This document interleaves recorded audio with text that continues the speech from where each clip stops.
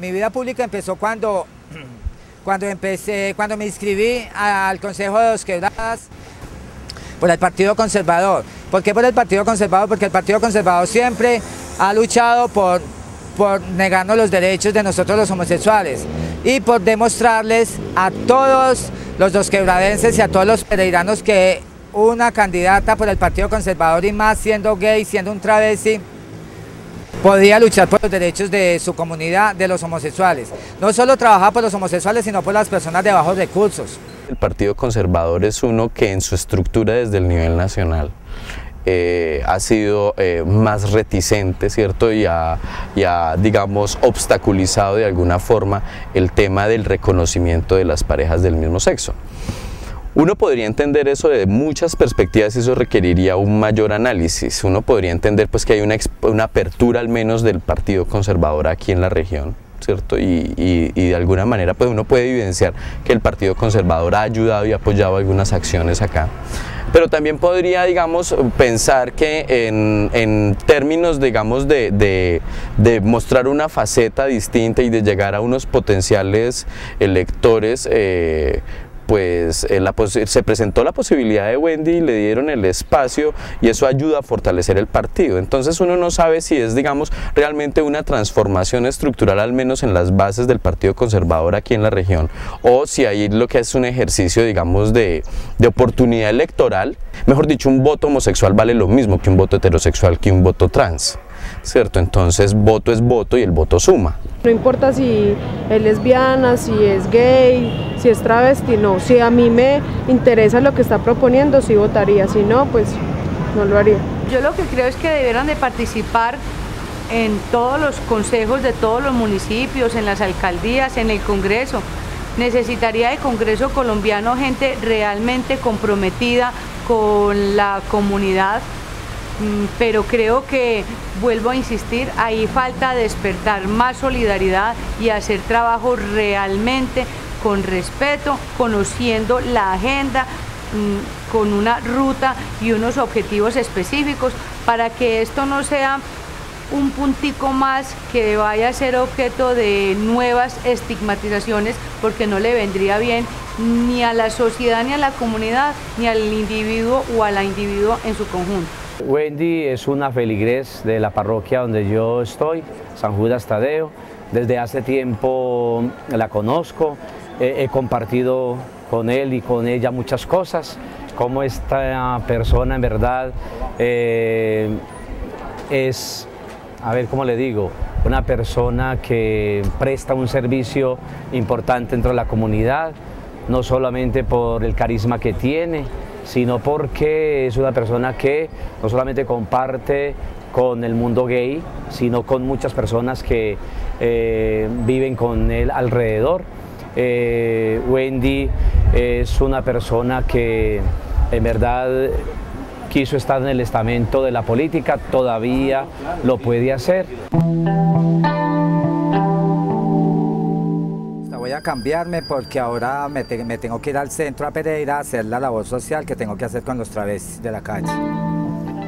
Aunque la Iglesia Católica respeta a la comunidad LGBT, aún no los acepta como seres normales, ya que para ellos viven en pecado.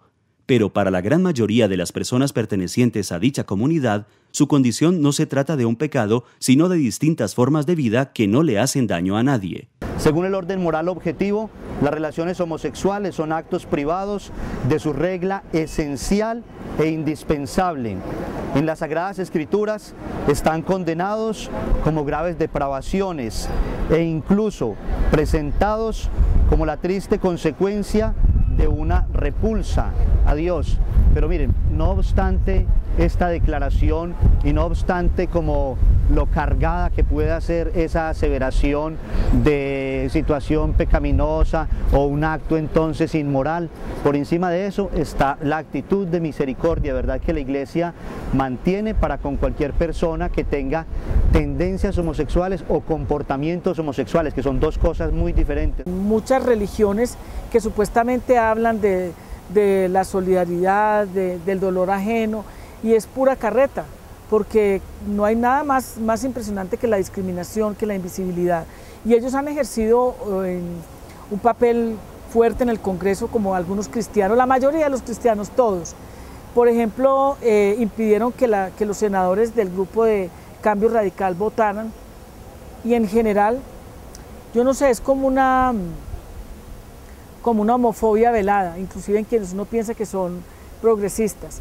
Pero más que eso, yo diría que si se pone por encima la voluntad política de proteger, de incluir, de tutelar, de guardar, de ejercer ciudadanía, pues está por encima de grupos o sectores. A nosotros nos discrimina el pueblo, no la iglesia, pero de igual forma el pueblo va a la iglesia.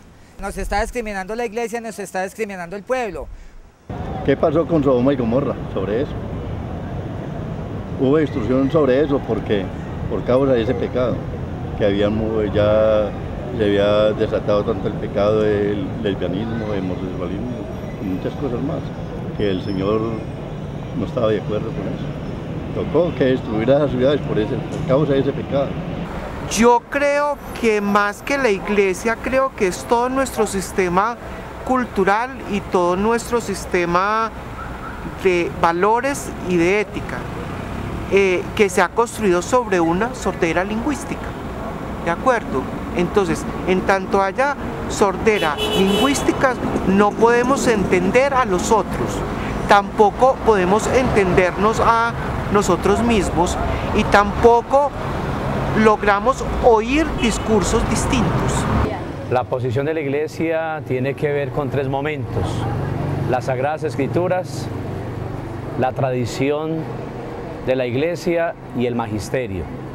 Y en estos tres momentos encontramos que la Iglesia no rechaza al hombre homosexual, todo lo contrario, lo acoge, lo invita siempre a través de la historia es a la castidad.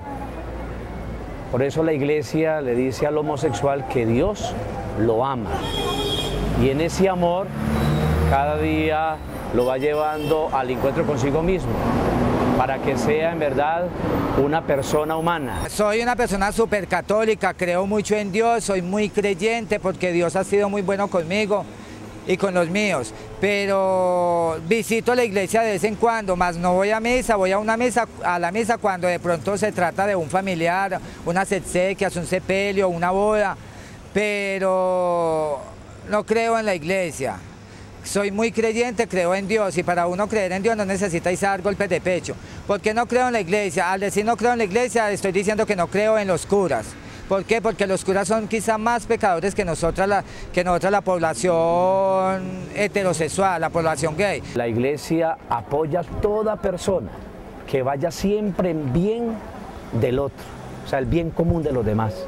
La Iglesia siempre apoya a todo hombre que busca la integridad del ser humano. Desde los años 80, la comunidad LGBT ha tenido apariciones superficiales en la televisión colombiana, exceptuando el personaje de Laisa Reyes, quien en 2004 fue personificada por un travesti.